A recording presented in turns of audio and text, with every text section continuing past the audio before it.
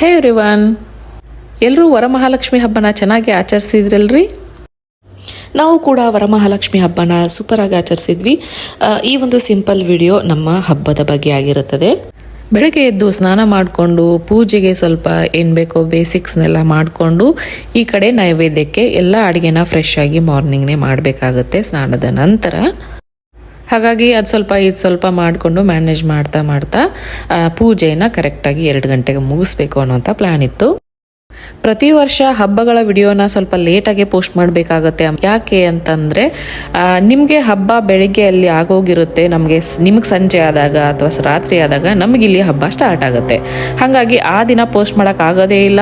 ಮಾರನೇ ದಿನ ಸ್ವಲ್ಪ ಅದು ಇದು ಅಂತ ಬ್ಯುಸಿ ಆಗಿಬಿಟ್ರೆ 1-2 ದಿನ ಲೇಟೇ ಆಗೋಗುತ್ತೆ. ಪೂಜೆ ಎಲ್ಲ ಮಾಡಿ ನೈವೇದ್ಯ ಎಲ್ಲ ಮಾಡಿದೆ. ಈ ವರ್ಷ ನನ್ನ ಫ್ರೆಂಡ್ಸ್ನ ಇಬ್ಬರಿಗೆ ಮುತ್ತೈದೆಯರಾಗಿ ಕರೆದಿದ್ದೆ. ಅವರಿಗೆ ಆರತಿ ಕೊಟ್ಟು ಉಡಿ ಕೊಟ್ಟು ಪ್ರಸಾದ ಕೂಡ ಕೊಟ್ವಿ. 4 ವರ್ಷ ಆಯಿತು ಇಂಡಿಯಾಗೆ ಬಂದೇ ಇಲ್ಲ. ಹಾಗಾಗಿ ನನ್ನ ಹತ್ರ ಹೊಸ ಸೀರೆ ಯಾವುದೂ ಇರಲಿಲ್ಲ. ಇಲ್ಲೇ ಒಂದು ಸೀರೆನ ತೊಗೊಂಡಿದ್ದೆ, ಅದನ್ನೇ ದೇವಿಗೆ ಹಾಕಿದ್ದೆ. ವಾಲ್ ಡೆಕೋರೇಷನ್ನು ಕೂಡ ನಾನೇ ಮಾಡಿದ್ದೆ.